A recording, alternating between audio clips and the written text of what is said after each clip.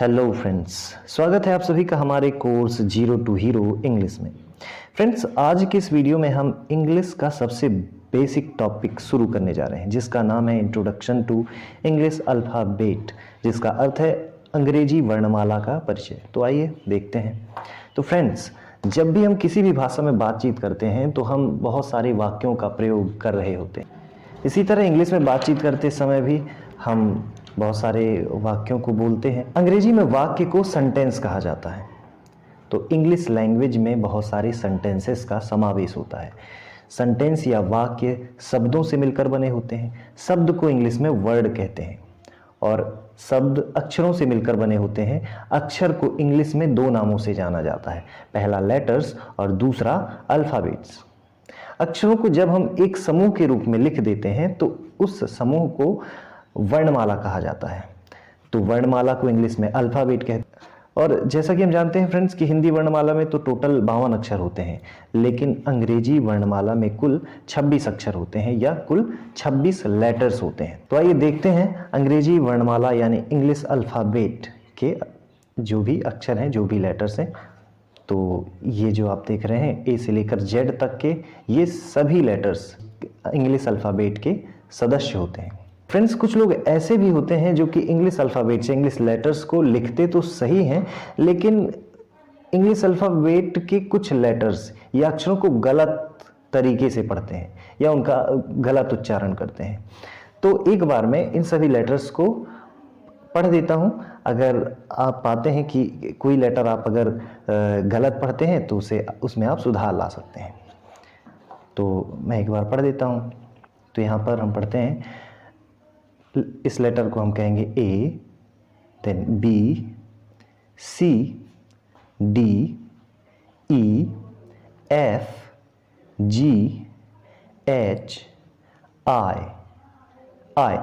Friends, काफ़ी लोग आई को आई बोलते हैं, तो यहाँ पर आप सुधार सकते हैं कि इसे आई पढ़ा जाता है, जो कि सही है। उसके बाद है J, K, L, M, N, O, P, Q, R, S, T, U, V, W. Friends, W को कई लोग डब्ल्यू पढ़ते हैं, जो कि गलत है, तो इसे हम डब्ल्यू पढ़ेंगे, जो कि सही है। इसके बाद आता है एक्स, वाई, और वाई को भी बहुत लोग वाई बोलते हैं, वाई को वाई, जो कि गलत है, हमें पढ़ना है इसे वाई। इसके बाद आता है जेड। कई लोग जेड को भी गलत तरीके से पढ़ते हैं, जेड को जेड पढ़ते हैं, जो कि गलत है। इसका जो सही उच्चारण होता है वो होता है जेड। इसके अलावा इंग्लिश लिखते समय हम दो तरह के अक्षरों का प्रयोग करते हैं। पहला प्रकार है कैपिटल लेटर्स यानी कि बड़े अक्षर, और दूसरा प्रकार है स्मॉल लेटर्स यानी कि छोटे अक्षर। तो आइए देख लेते हैं किन्हें हम कैपिटल लेटर्स कहते हैं और किन्हें स्मॉल लेटर्स। तो फ्रेंड्स, ये जो होते हैं इस तरह से लिखे जाने वाले जो भी इंग्लिश के लेटर्स हैं उन्हें हम कैपिटल लेटर्स कहते हैं, और इस तरह से जो लेटर्स हम लिखते हैं इन्हें हम स्मॉल लेटर्स कहते हैं।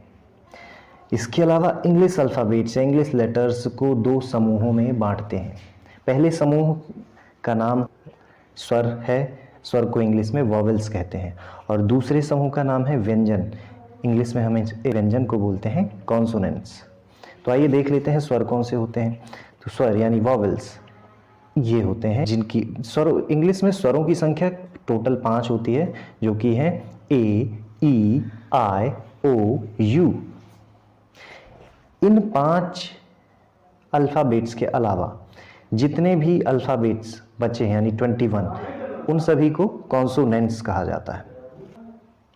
इंग्लिश में कॉन्सोनेंट्स की टोटल संख्या 21 है। तो फ्रेंड्स, आज की वीडियो में बस इतना ही। Thanks for watching.